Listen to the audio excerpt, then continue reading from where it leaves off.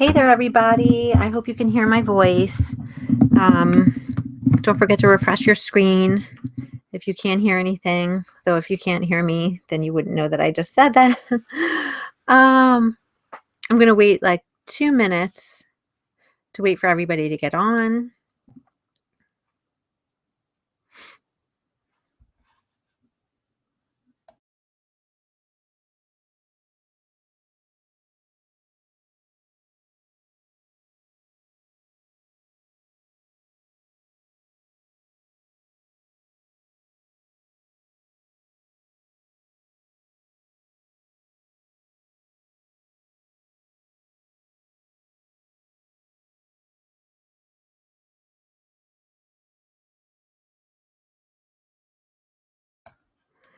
If you can hear me, I'd love for you to send me an email real quick and let me know that the sound is working okay.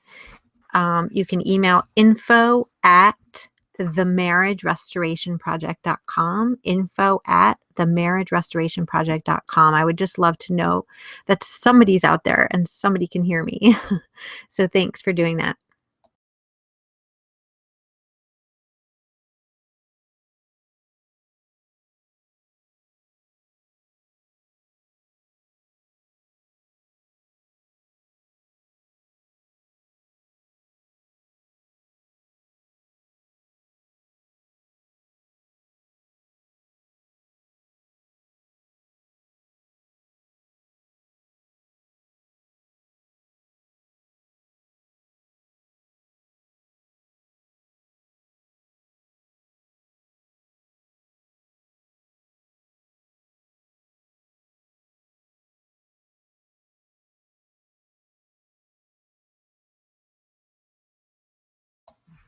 Imagine this like a phone line. I know we're on, a Google YouTube live link, but we're not showing a video right now because we're thinking of this as like a conference call line.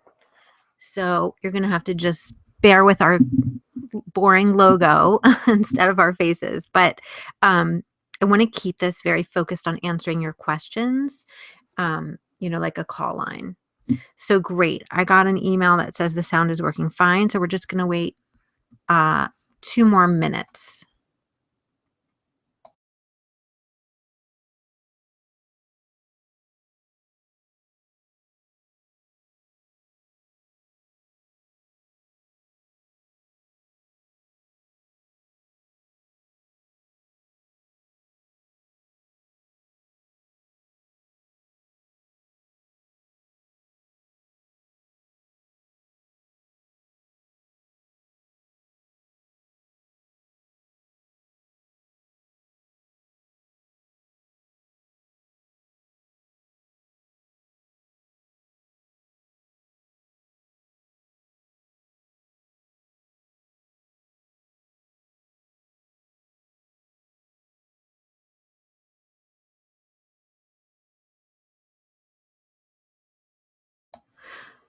Okay, we're going to get started because we have a lot of questions to answer. Thank you, everybody, so much for viewing and for participating, sending us your questions in advance.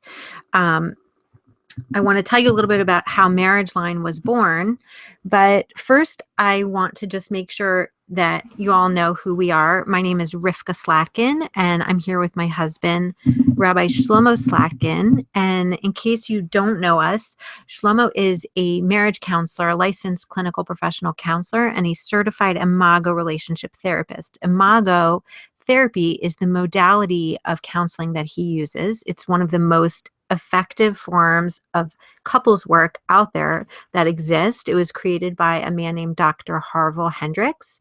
Perhaps you saw him in the 80s or 90s on Oprah, talking about his book, Getting the Love You Want, which really transformed the world.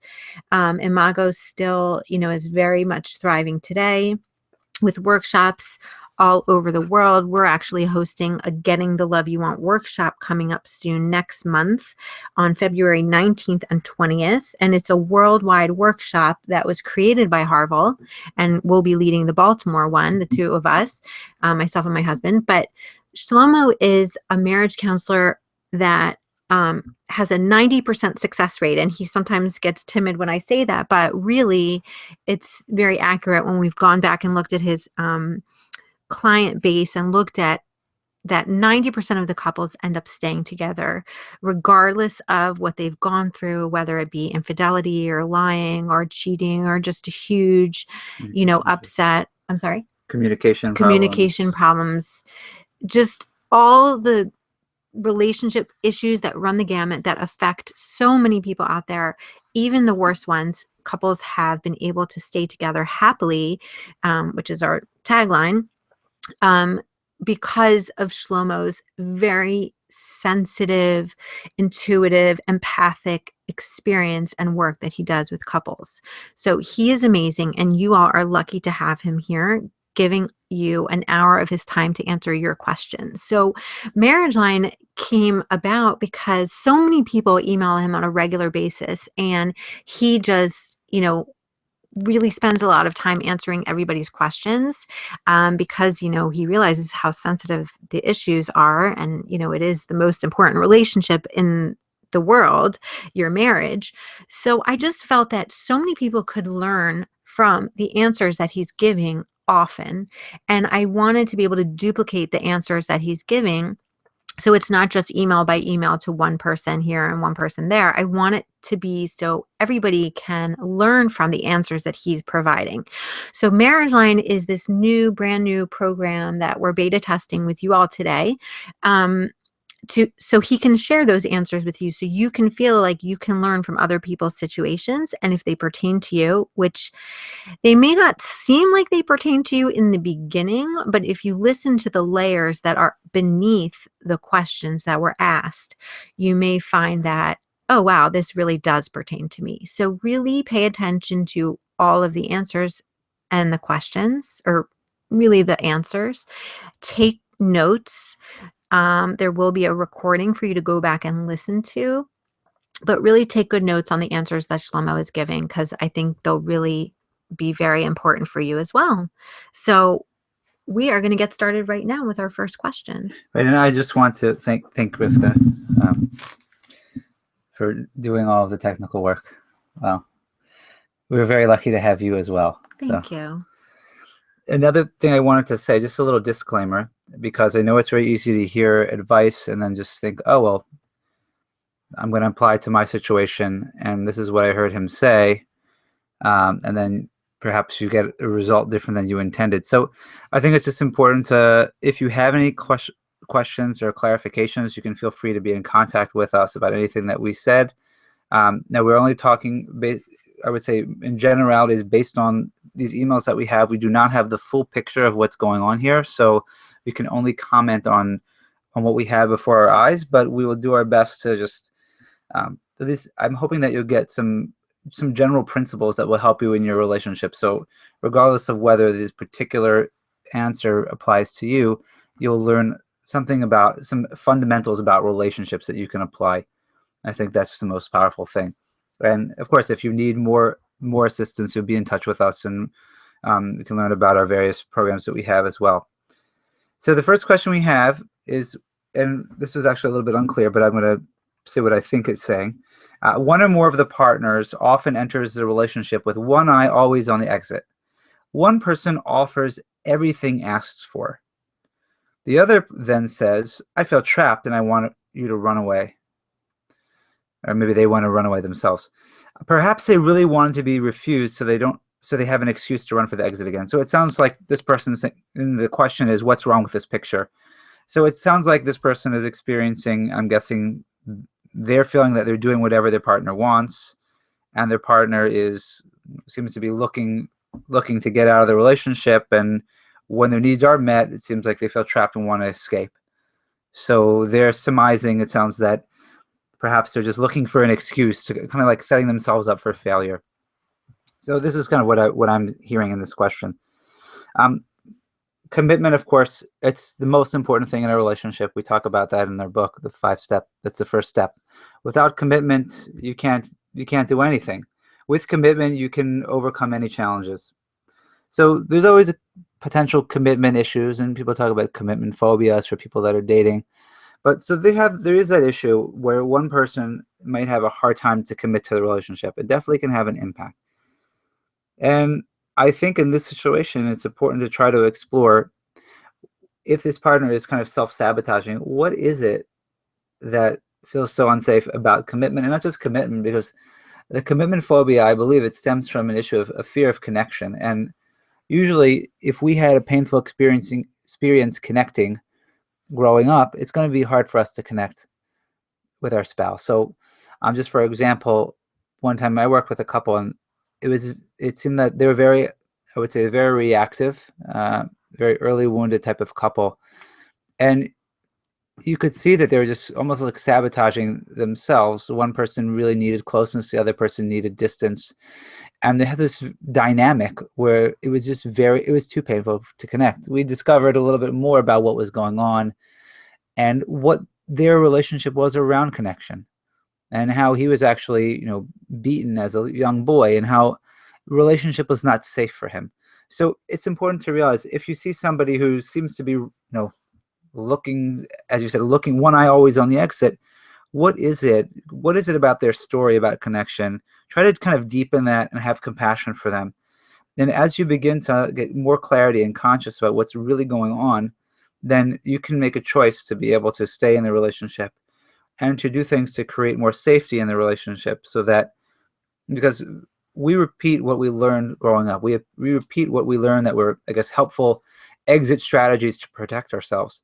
So we're going to do that in our marriage. So it's important to create enough safety so that we don't have to get to a place where we're going to go to that kind of default mode. And for some of us, default mode is, I'm not going to let you meet my needs. I'm not going to let you love me because I've never been loved, or it's not safe to be loved.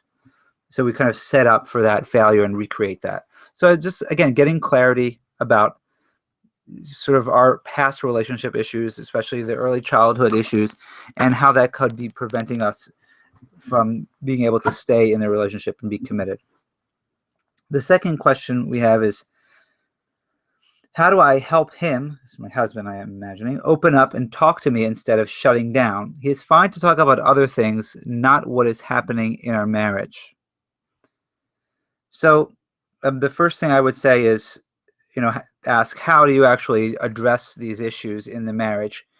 If you're doing it in a confrontational way or even a critical way, then that's something to be aware of and to change. Because if it feels like every time you talk about the marriage, there's a complaint, then he's likely not to listen or to feel threatened.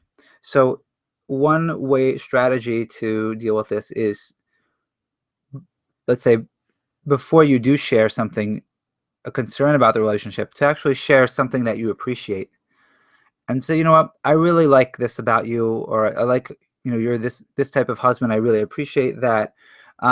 Something positive about, I really like our marriage because I feel that, we're really good parents, or whatever it is that you can find right with a relationship, to sort of focus on that and share that, and then use that after that, kind of maybe go into some of the concerns that you have. That kind of reminds me of parent-teacher conferences when we go to the schools, and the teachers, the really good teachers, always start off with saying something like, "Oh, I just love your daughter. She is so cute. She has so much energy," and so we relax a little because we're hearing that, we're already going into the parent-teacher conference nervous. Right. So when the teacher says something positive, we just kind of relax. And then when they say, and she has so much energy that, sometimes she will be running around the classroom and we need help contain, we're more receptive to be able to hear the constructive feedback. Right, because we're not feel like they're kind of threatening us. Right. So if you already start off with that softening up and gaining that ally, then it's a little bit more palatable. Also, it's important to make sure that your spouse is available to hear. And we talk about this all the time about making appointments, that you can't just go in and start saying, whenever you feel like it, I'm upset about this in our marriage. You really want to make sure that you make a time. I'd like to talk to you about something. When are you available? Make sure there's no distractions, and you really can have it. Maybe you have to go out of the house and go out on a date, but to really make a time for it. I know that might feel annoying, but that again will create safety, and then he'll be more prepared to hear what you have to say. So that's, making a time and also stressing the positive. And then also saying it in a way that is not blaming the other person, but you're really kind of um, telling what you need as opposed to what he's not doing wrong. So really being sensitive about how you address it and how you share it. That would be what I would recommend to be able to talk about the relationship. Another question is, and this is a little bit lengthy. You'll I'm gonna read. review it after Yeah, you read I'm it. gonna read through it quickly, and then I'll just kind of summarize what I think the main issue is. I'm married to a tyrant or bully. He has narcolepsy and does take medication for this condition. However, I've noticed that his anger and irritability have gone through a very noticeable change for the worse. I do know there's some things at his work that have changed, and he has not been thrilled about those changes. I know that that's some of the problem. But what I'm finding is there are more issues at home. He wakes up very angry and is just mean to me and my daughter. He plays mind games with me, telling me we didn't talk about certain topics when I know without a doubt we have. He will come right out and say what it is he wants from me and makes me guess, which only makes him more angry. Last night was just the icing on the cake. Our local grocery store is playing a game, kind of like McDonald's Monopoly, if everyone knows what that is. My daughter is playing along trying to win. She has become familiar with the game pieces and which ones we need. In her 10-year-old mind, she has memorized the pictures. My husband asked her how she knows if we have those pieces or not, and she replied, because I know the game pieces. Then he proceeds to quiz her with the game piece numbers. What is L22 or G25? She said she didn't know and won't explain to him that she knows the pictures, not the names, because he will just ridicule her. He calls her a liar and continues asking more game pieces. As he continues to call her a liar, he's adding up the punishment for lying. Weeks turn into months of no electronics to the point that I will break that tablet and you won't ever have it, being the end of the string of nonsense. I was in the bathroom when I heard his voice rising. I stopped it by having her go to her room to get away from his line of fire. Then he started on me, telling me I'm an awful parent. I don't hold her accountable. I'm just her friend while he is the parent. I told him he was being over the top. He yelled at me some more, told me this is the reason this marriage will end. You. And always defending her even when she's wrong. You are the exact problem with today's society, and my children feel entitled to everything and completely useless for anything. Not letting me get a word in edgewise or explain that they were looking at the same thing and thinking through it differently. Not letting me talk at all, just talking over me or telling me to shut. There's XX up and get the XX out of his face because he was shouting some expletives. I told him he's a bully and went to the bedroom. He stayed on the couch for about half the night and then came to bed. I can only assume he made his way to the bed due to the uncomfortableness of the couch. Based on what I've told you, I can see where people would be saying, leave, get you and your daughter out. But is that the best course of action? How do I get him to see how over the top and out of the line he was over something so very trivial? Even though he will only see her lying and nothing else. How do I convince him he needs help and we need counseling? So what I'm saying here is we have a situation where her husband's pretty angry and not willing to listen to what she has to say, and making a big deal over what seems to be trivial. Also, some parenting Parenting style issue, differences. parenting style differences, and I guess question of whether he needs help. Well, the first thing I would say, I mean, because you mentioned this about the medication, you want to make sure, you said you kind of think there are things going on at work that might be the cause of some of the anger. I think it would be helpful to know about his condition. I'm not an MD, so I'm not an expert in narcolepsy, but to find out more about narcolepsy, the side effects, the potential irritability that it could cause, as well as the side effects of the medication, because those are things that could be dealt with and could definitely help. Now, again, people could have a potential to be angry, more predisposed to anger, but if they're irritated and not feeling well, that can definitely push them over the edge. So it is important to check that out. In terms of what's going on at work, I would be curious to see how you can be supportive of him and maybe give him an ear to really express what's going on at work. Perhaps you already do, but that might help him calm down and feel heard and understood and like he's not alone. And it could help him process the stress that he's going through. In terms of the anger, one thing that you can do instead of when I realize in the heat of the moment, you don't deserve to be treated that way and told the certain things that he did. At the same time, you know, telling him he's over the top when he's upset about something might not be the best thing to do at that moment. When he's in the heat of anger, either you don't have a conversation, or you can do what we call mirroring back to. And again, you have to do this in a way that he's not going to get even more angry, but just kind of reflecting back what he said, really in a kind of like a blank, without any agenda, without any interpretation, without any edge. You're really upset. You're really upset about her. You think she's lying to you about these pieces, and you think I'm a bad parent. And just like let him hear himself, let him feel like he's heard. When you confront him and disagree with him, he's just going to get even more angry, and he is going to go over the top. So again, helping mirror him back, letting him feel heard and understood, I think that could help de-escalate a little bit. And then in terms of getting help for counseling, I mean, I would say see if that works, and say Usually, don't you find that when one spouse starts doing that, it helps to make a change in the relationship, even if the other partner is not willing? yes, Like the mirroring. yeah. This, as you were saying, Rifko, this alone, mirroring back, could help him feel heard and understood, and that alone could help soften him up and make a change.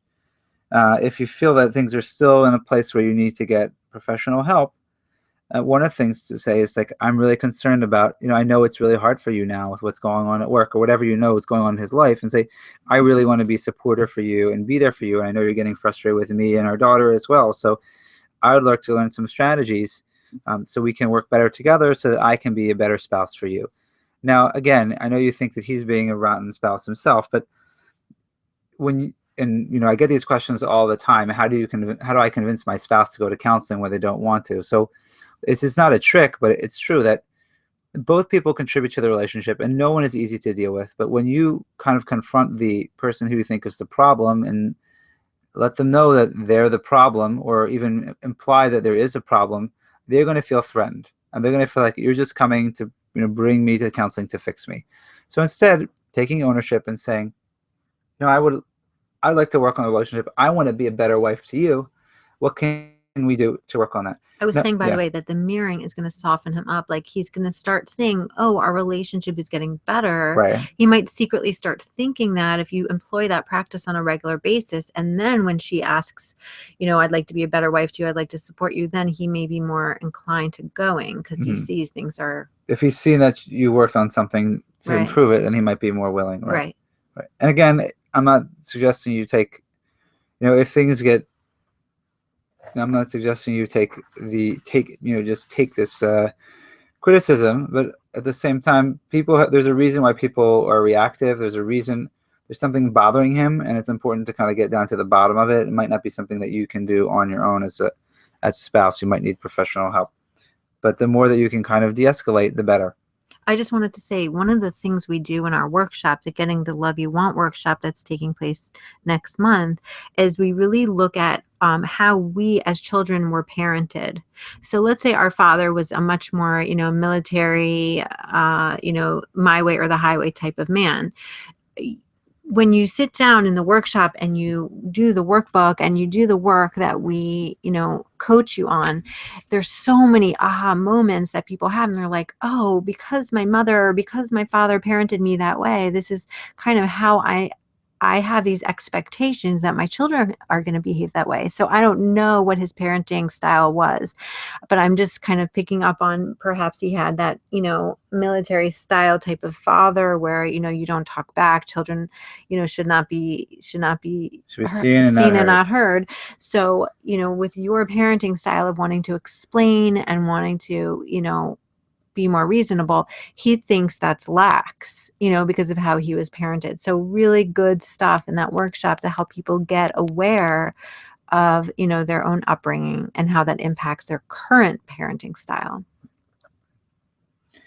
Another question. I married someone who is disabled. As such, she does not work. She collects disability. She also has a rental property in which she accrues some additional income. As of now, I pay all the bills. Is it wrong to ask her to help contribute to the monthly household expenses? Regrettably, I did not bring this up before we tied the knot. I don't see that if there's anything wrong in asking. I don't know if what she's doing with that money, she's just saving it up. If you are a couple together, unless the assumption is that you're just working and taking care of her and she has, no financial input. I don't see if there's anything wrong to ask. I don't know if she'll say yes or no. I don't know if you should, to kind of force the topic and say that, she owes it to you. That, that might not be where you want, the direction you want to go, but just to ask and talk about it and say, I could use a little bit of help. Do you think it would be important for them to have more of a global marriage money discussion first? Like, when we got married, we, let's make a time to go out and let's have a connected type of discussion Right. about money. Like, do we share our bank accounts? Do we have separate ones? Right. Do you bring in the money? Do you want to work? Like, to maybe have more of. Yeah, that could be helpful. And then you can bring it up in that context. Yeah. Okay. So that would be a good idea. I think that's a good idea. Money can be definitely a trigger point for many people, and it's important to try to have a calm, connected discussion around money when you both are not, when you both are in a good, calm place, and you have an appointment to discuss it. Next question. My spouse is wanting to end our marriage because she's not happy. We have had arguments quite often for the last 5 years. She filed a false restraining order against me. We have court tomorrow. I have forgiven her.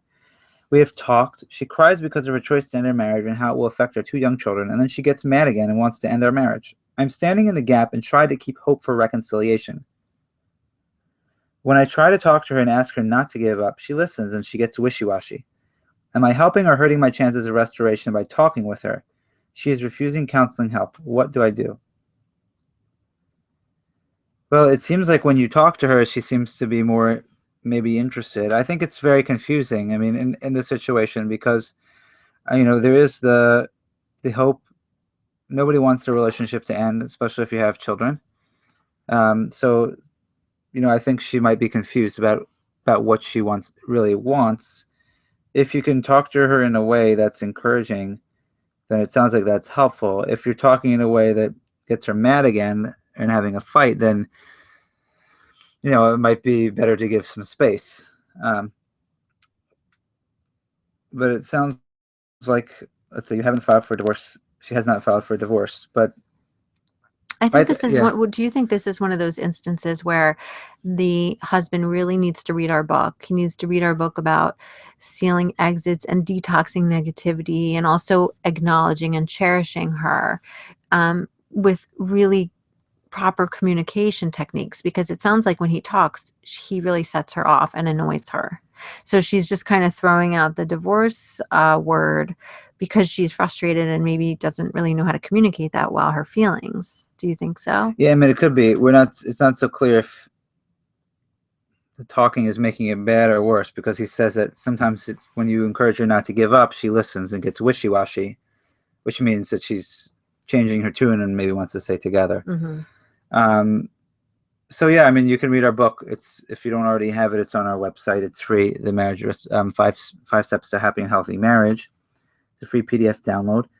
I think just try to listen to her and validate her feelings, and just let her know that you understand she's confused and it's hard, and also that you want to get some clarity and learn how to relate better together for the sake of the kids. I mean, in terms of getting marriage counseling, you might say, I know we don't know what we want to do with this relationship, but let's get some help so that we can learn how to communicate together and work together for our kids' sake. So regardless of the decision we make, we're always going to be in a relationship. So let's try to get that right.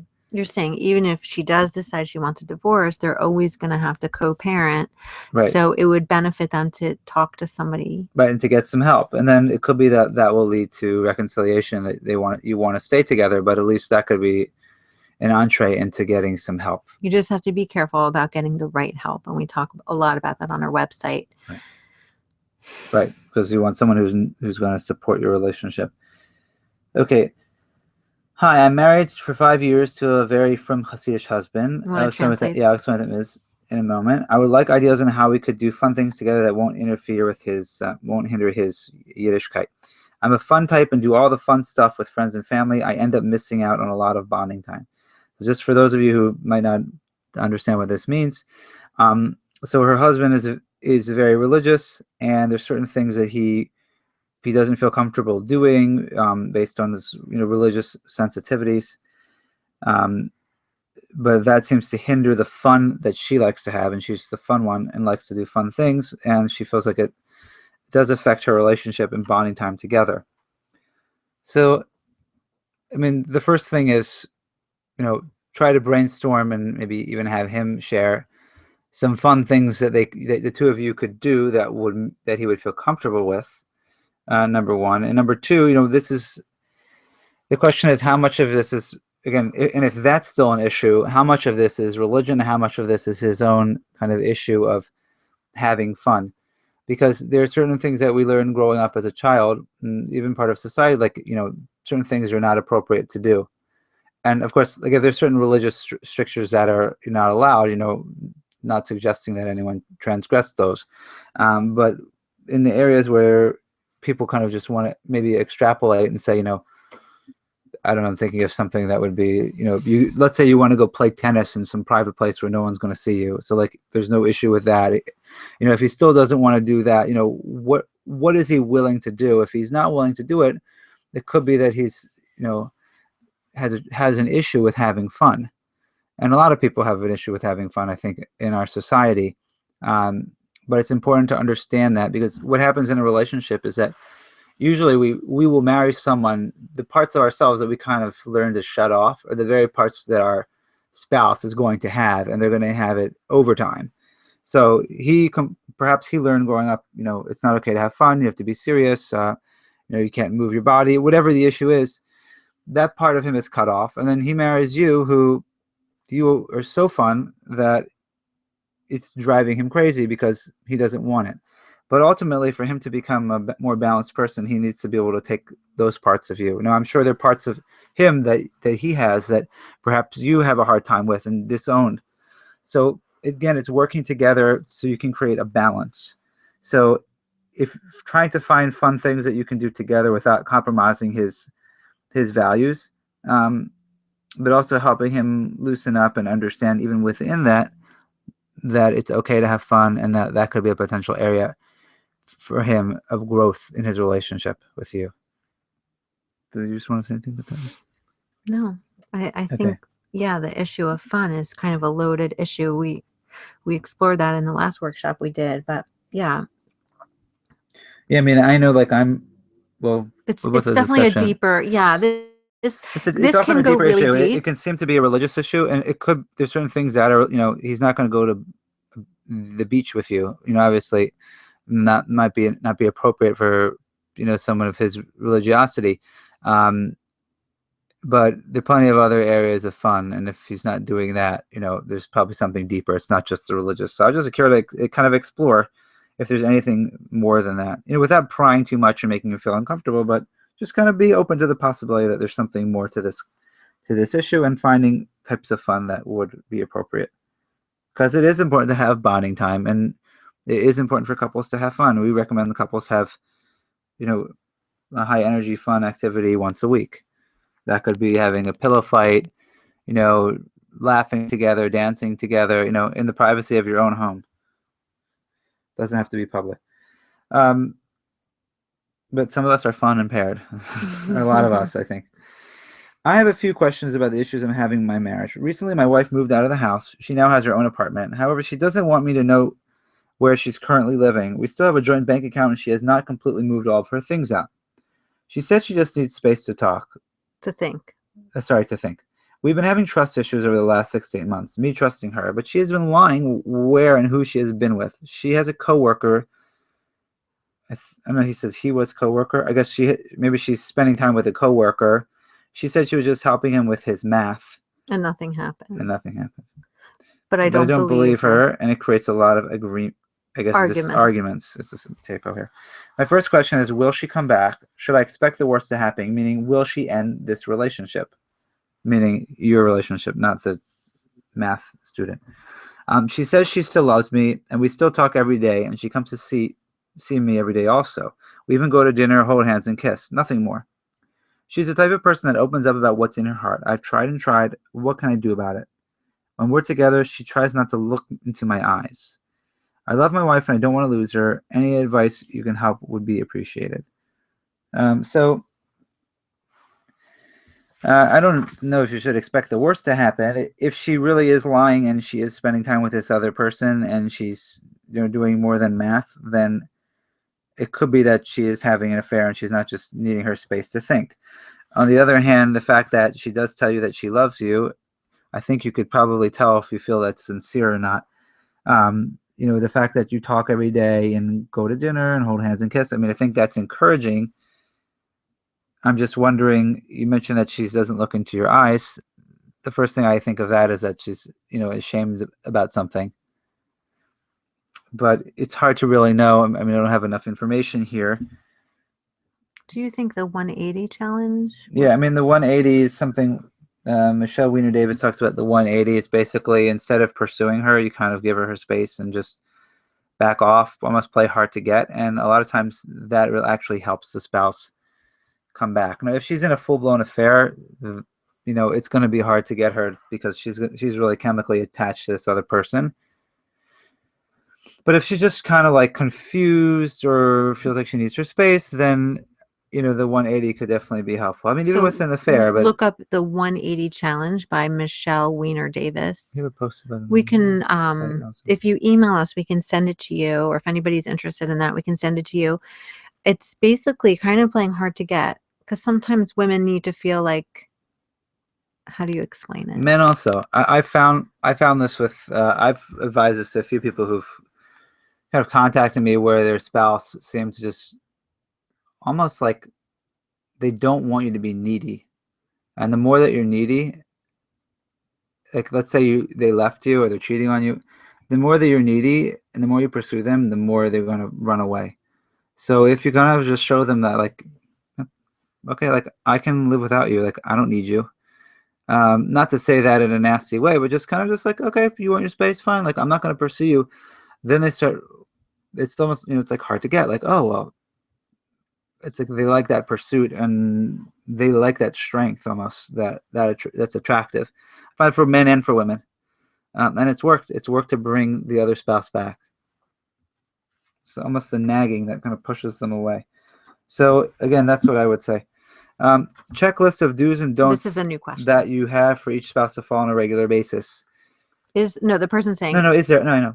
So when we have our group workshop or our private retreat or private intensive with couples, we actually do give them a checklist. I can't possibly go through it all now because these are the things that they learn how to do. But for example, there's certain exercises that we do, learning about caring behaviors to do for your spouse, making sure that you're doing those caring behaviors on a daily basis, sending daily appreciations, looking at a relationship vision on a weekly basis that you would have, written together, and then working on learning how to talk to each other in a safe context through the imago dialogue process when you have a frustration, holding your partners in your mind in a positive way every day for a few minutes.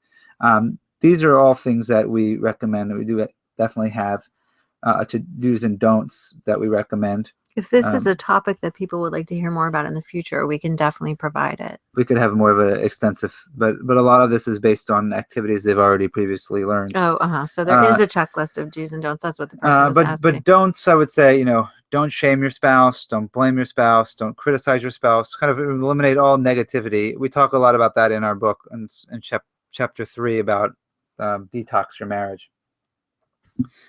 Next question. My husband is morbidly obese and so far has enjoyed relatively good health.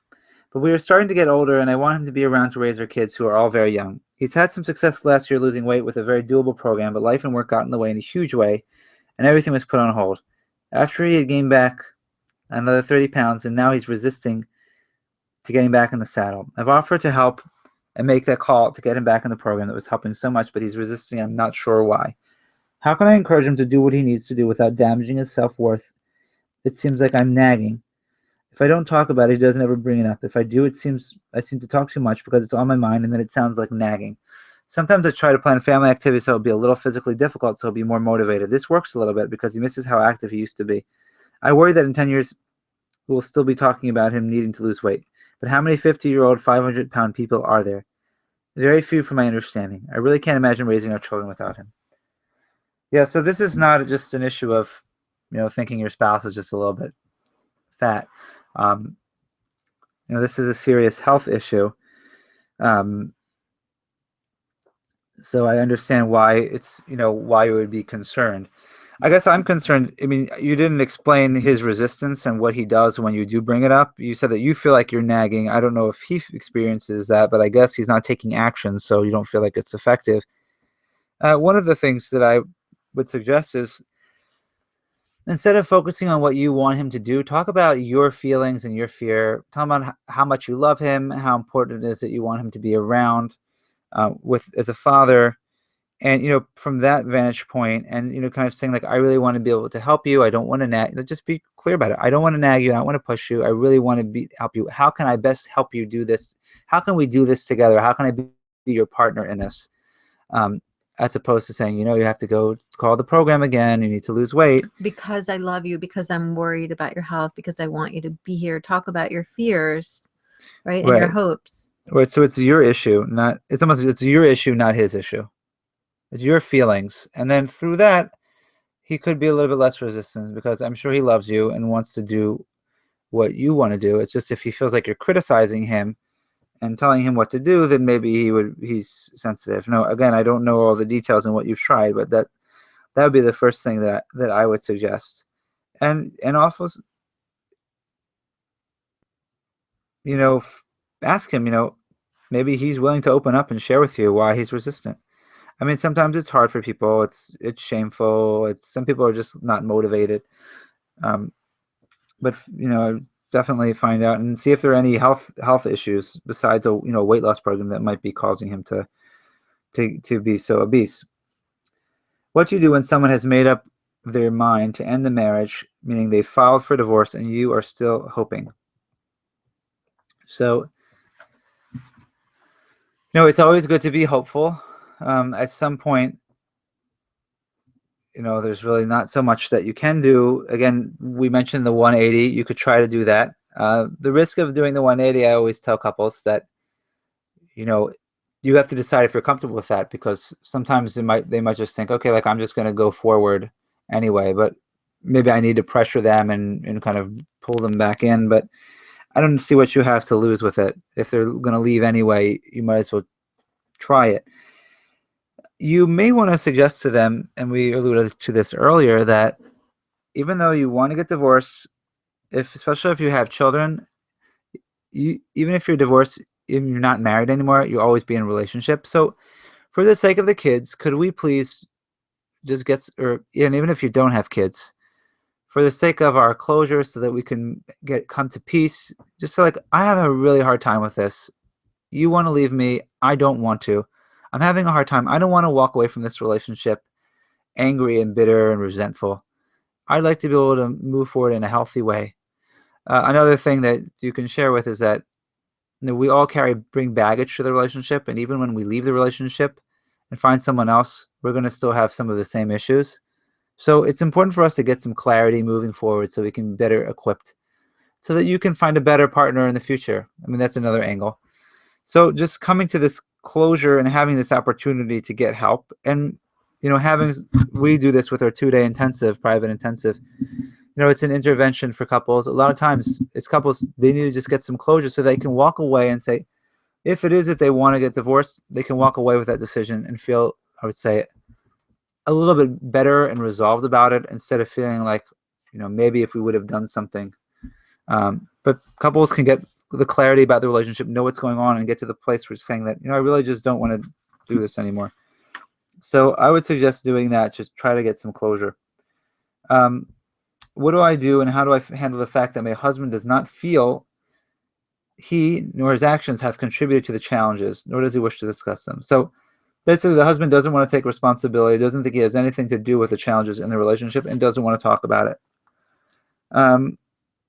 Again, the only thing you might be able to do in that situation is really just to take ownership for your role and to be a better spouse. Because if he doesn't believe, unless you're able to get him to do a program with you, like, for example, our weekend retreat, our group workshop, where it's a fun weekend where we get to learn about relationships and learn about your own relationship, and just say, like, I'd like to learn more and to get to have an even better marriage. I'd like to be a better spouse. I think this would be a great chance to rejuvenate our relationship. And then, he would learn in the weekend about the challenges and the responsibility that both people play in the relationship. But to kind of tell him it's his fault, it's probably not going to help. So he has to hear it some other way, or the only way that you can make changes to do it on your own. And we do talk about that in our book about how to make changes on your own. Yeah, we have 2 more questions, and we want to get or 2 more people ask questions. One's a 2-part question. I'm going to try to. I'll read through this quickly. This introduction. My husband and I have been working through the process of healing and restoration after I discovered a year ago that my husband was having an emotional affair. He'd been living a secret second life for maybe a year and a half in order to keep it hidden from me, as he knew I wouldn't approve. He claims it wasn't sexual or romantic, but we both know it was wrong and that it potentially could have developed into something more. The woman he became involved with was part of a group he recreated with regularly, and he had known for approximately 5+ years. It's really hard to say how long he would have continued this way if I hadn't discovered it. I know the whole process has been devastating for each of us in different ways. For me, the fact that he would do such a thing is really difficult to get over, and the contrast of various ways they managed to enjoy each other's company, while we so seldom did, made it all that much more painful for me. I now have a hard time keeping negative thoughts from overtaking me on a regular basis when certain things occur or don't occur between him and me. So just to summarize this first part, that let's say it was an emotional affair that was kept hidden, and if not discovered, who knows if it would have continued, and it could have gone to something even worse. The most difficult thing, or one of the most difficult, was that this man, her husband, had fun with this woman, and the wife who's writing, does not have fun with her husband in that way. So that kind of made it painful that he found something in this woman that he wasn't getting in the marriage. And she says that she's having a hard time with these negative thoughts when things occur or don't occur. I guess it's kind of comparing, what was it better with the other woman. So there's 2 questions she asked. The first question is, will I be ever able to stop associating with my husband's favorite recreational activity to this most unpleasant experience, betrayal in the life of our marriage? So I'm not sure what it is. I don't know if it's some type of sport or something. But basically, every time, he's generally sorry for what he did, but I believe he basically longs to get back involved in this sport that we both know would be nearly impossible for him to do so without occasionally participating in events that she most likely would also be attending. In fact, I told him that I believe from past experience she could easily attend any and all the events he would be looking to attend. I find the thought of him getting back into this sport hobby most distressing, but he doesn't really believe it would be a problem for him to sometimes be around her at these competitive events. I struggle so with depression and with feelings of insecurity and inadequacy now, and cannot imagine him going near this person he was almost like a dating relationship with. Their growing, deepening relationship, almost like an infatuation on his part with this person, clearly was not in the best interest of our marriage, and I doubt I will ever be comfortable with the idea of him being anywhere around her again. He doesn't seem to understand the pain just the thought of him being involved in this sport causes me. Now what? And it definitely makes sense. I think that if a person has an emotional affair with someone, the best thing to do is to cut off all ties and really have nothing to do with them. I mean, sometimes it's hard, especially if it's a coworker. And I also understand it's hard. He loves to do this recreational activity, this sport, and it sounds like it's inevitable that she's going to be there. At the same time, this is your marriage, and it takes time to heal and rebuild the trust. So perhaps down the road, it could be possible for him to go back into the sport. Maybe perhaps you would attend with him, so it would feel more comfortable. But right now, while this is all raw, it probably is not the best idea for him to get anywhere near her or to have this. And the problem is, it sets it up that if he does go, and then you're nagging him and you want to know, and then he feels trapped, and then he sees her, and then it reminds him of all the freedom that he has in the in an affair. There's that lack of you don't have that commitment. You're not really bound by anything, so you feel that sense of freedom that you don't have in a marriage. So I just don't see it as helpful for the relationship if he's going to be engaged in this event, unless you can find a way that will help assure it. Like if you knew for sure she wasn't going to be there, or if you would attend with him.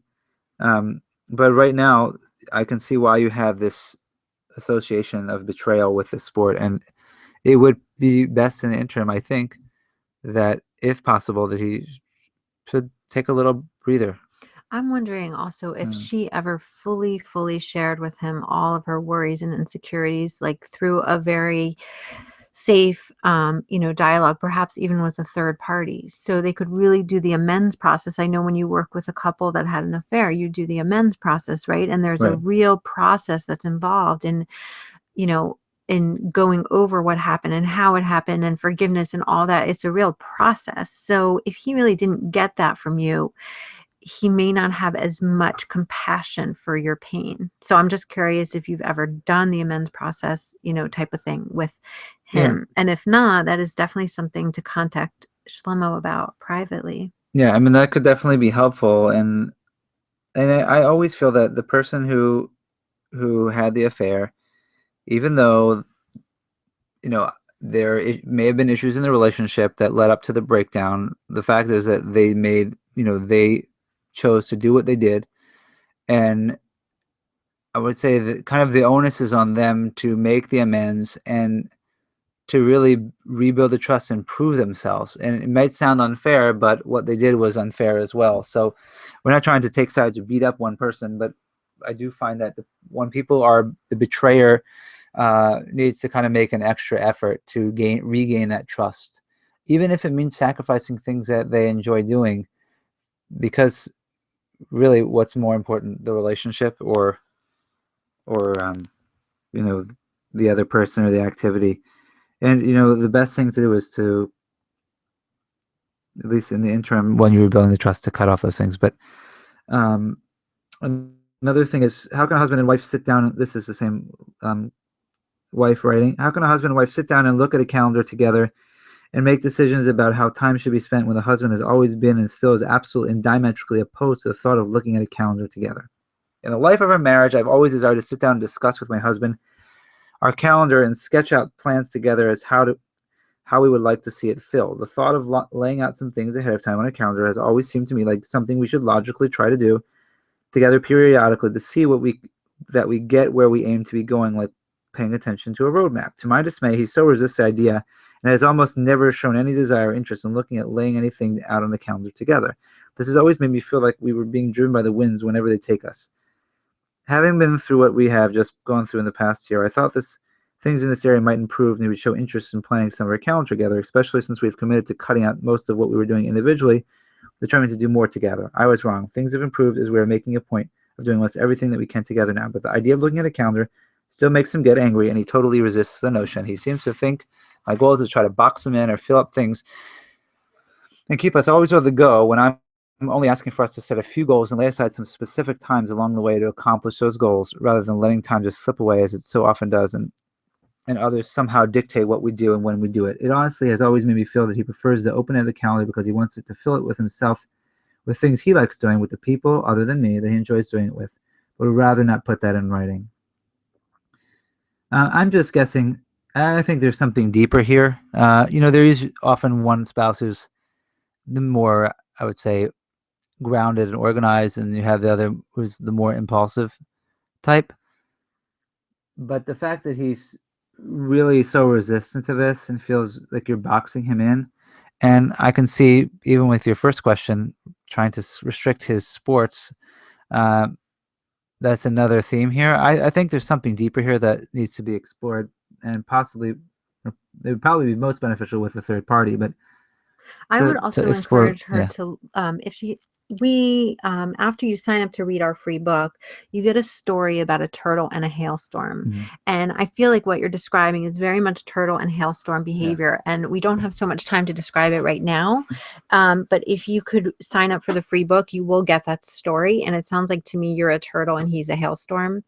And I think it would be really helpful to read the story again, even if you've already read it. In our workshop, we do a lot of work around the turtle and hailstorm. If you can make it to the group Getting the Love You Want workshop, I think it will be so healing. I just don't have time. We just don't have time to go into that full story now. But Yeah. do get your hands on that story. It will explain a lot. Yeah. And right, and I think also exploring why we have those adaptations, why we respond in that way. I think it would be important to understand, why is this feeling of being boxed in. because I think it's something deeper, and it's, if he could understand that it's not you, then it could be very powerful to understand that. So we're going to do one more yeah. question, and then just bear with us. Some people are still sending in questions, and we're going to share with you how you can get those answered. After many years of unlicensed therapy during our 18 years of marriage, it was difficult for me to understand what's going wrong in our marriage. Lately, I was told by 3 licensed therapists that my wife suffers from borderline personality disorder. After hearing this, I replayed in my mind our marriage from day one, the various unlicensed therapists we went to, etc. Now everything that is going on makes 100% sense. Struggling with a borderline personality disorder spouse is very, very difficult. If not our precious children, we would divorce right away. Are there any tips you can share with me how to deal with such a situation?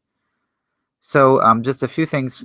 I'm not sure who diagnosed her, or if you just were talking to the licensed therapist about your wife's symptoms. So if she was not seen, we don't know for sure if she really is borderline personality disorder. And we have articles about, just in general, about diagnosis. It is a very, I would say, for when there's more, like, I would say, like a hysterical spouse where you feel like you're always walking on eggshells around them, has become definitely more vogue to define someone as borderline. So that's just a disclaimer I like to put out there.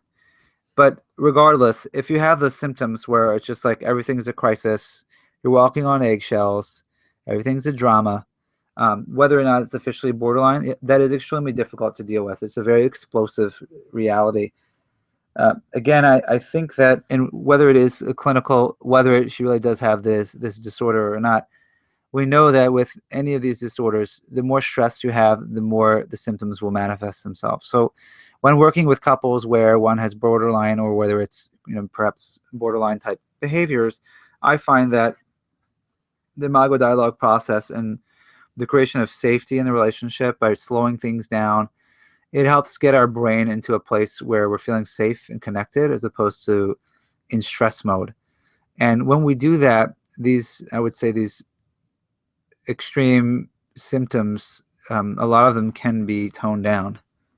Rivka, did you have anything to say about that? Yeah, I mean, I agree, definitely. I mean, you've definitely had people that were diagnosed with something, or one spouse, often had to be hospitalized for a particular disorder, and they were able to But that was more heal. for depression. Oh, okay. I don't know. But I was saying, for these, I think that you can definitely calm down some of the symptoms. I'm not saying, if it really is borderline, if it's not really borderline, but it's just this, I would say what we call the hailstorm, the maximizer, as you read about, this personality that makes a drama and makes a lot of noise, and it can border on what we would even say is, verbal abuse. I do think that can be calmed down by creating safety, by learning a structured process through which to process issues, so that you can get to a place of more calm. And people have to be careful with those therapists diagnosing their spouse. Sometimes they diagnose them sight unseen. So don't fall into the trap of just hearing some LCSW or person say, well, it sounds like your wife has borderline personality disorder. Don't let them start instilling doubt in you about your entire marriage. So that's also the flip side. Right, because even if she has the type of symptoms and it's extremely difficult to live with, if you automatically think she's, let's say she doesn't really have the disorder, but you're told that she does, you automatically think, oh, it's validating for you. It helps you realize what was going on the whole time. But then you look at her as the problem, and, you're staying together for your kids, but otherwise you said you get divorced. So she's the problem, she's a sick one, and therefore there's really nothing you can do. And I would say, no, there is something that you can do, and the more that you can work together, again, we can explain it all. It's on this call in terms of what you can do, but working on the relationship and this structured process and creating safety will help deal with a lot of the symptoms. And if it's not really even borderline, if it's just this, the personality, the hailstorm, which we see all the time, then you can actually change it considerably. Shlomo, I have to thank you. You've been on a marathon for an hour. I mean, I really worked you with all these questions. I thank our listeners and our email subscribers for giving in all these questions. And only a few days. We got a a lot lot, of and I questions. really hope it was helpful. I'd like to, if you enjoyed this hour, I would like to make MarriageLine something that happens monthly, because it is so helpful to get these answers from somebody who is so trained and so skilled. Um, and I love that it was anonymous. We didn't say anybody's name. You were able to get what you needed. I'm hoping you were able to email your questions. I would like this program to be a monthly program. I have made it available um, as a program that you can actually become a subscriber to, and there will be special things available to you as a backend all access member to MarriageLine. And I'm just opening up my screen so I can show you what would be there for you if you decided to become a MarriageLine member. I'm just looking for the screen share button here. Can you all see this? I'd like to make MarriageLine similar what you got today from the call. I'd like to make this available for you every single month, so that every month you can email Shlomo throughout the month when things come up, upsets, frustrations, questions, so that we can continue to support you in your journey. So the line that we got on today is not going to be the line that we do in the future. Well, it'll be a similar format. Let's probably not a YouTube live link, but maybe even a conference call line with a phone number that you can get on. There will always be a recording provided. And I think also some of the material that we didn't have time to go into in more depth is going to be in MarriageLine, in, some reports and reading material that you can have in between the calls. Because this is really our goal. We want you to succeed with Right. getting a thriving. And we also realize that not all of you can get your spouse to go to counseling, and even if you can, not everyone can afford it. So, we want to be able to give this service, because even just to go to a private counselor, and we don't do individual sessions, but even you're talking about a few $100. The cost of a membership for the year, it's almost like equivalent to one counseling session. So we want to really offer our resources and be mindful for those of you who are not able to afford counseling or don't have a spouse who's willing. Yeah. So we have the live calls that you can email us your questions with. We also have the reading materials, and there will also be some discounts for future workshops. Like we mentioned that we're having a Getting the Love You Want workshop coming up. There are special discount coupons for the group workshop and the private workshop. So, and the private intensive, which is, we offer a discount on that as well if you're a member of MarriageLine.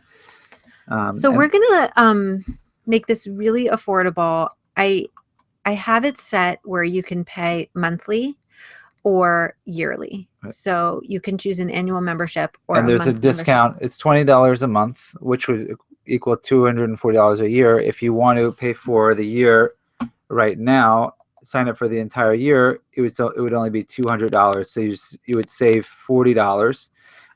If you pay for it with a year, you actually would be eligible through PayPal credit to actually pay it over 6 months. So you get the $40 discount, and you also can pay for it over 6 months without interest through PayPal credit. If you'd have to sign up for that first and link it to your PayPal email account.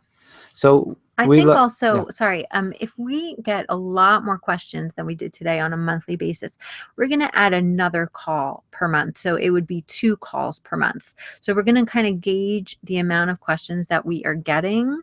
But this could go up to 2 calls per month, which would be 2 hours of, time with Shlomo personally live on MarriageLine. So, this is a flexible format, but very similar to what you experienced today.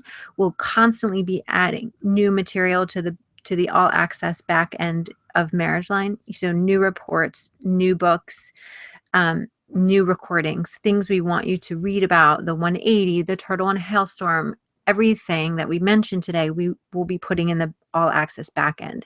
And this program is subject to change because it's brand new and you guys are the beta testers. I want you to, if you're interested, I want you to lock in your spot because the pricing is subject to change. So the $20 per month, is what we are offering today. I don't know if that's going to change. We're going to have to gauge the interest, and the amount of work that we need to put into it to prepare, depending on how many of you subscribe. So if you have any questions about actual, joining MarriageLine, I'd like you to email us at info@themarriagerestorationproject.com, info@themarriagerestorationproject.com. And you can ask us questions about, joining. Anything else, Shlomo, that you wanted to add? I know there were some people that sent in questions last minute that we weren't able to get to. We would like to get to them on the next call. So if you decide to join MarriageLine, they will be answered. Anything, submitted to us today, the 18th, after today will be answered on the next MarriageLine call. And I'll be sending you, once you subscribe, I'll be sending you the call access details and the recordings and everything very easily. Great. Thank you for joining us, and we look forward to joining with you in the future and be able to answer your questions and provide resources in affordable and understandable format for you. Awesome. Thank you guys so much for sending in your questions, and we'll be in touch. Take good care. Bye-bye.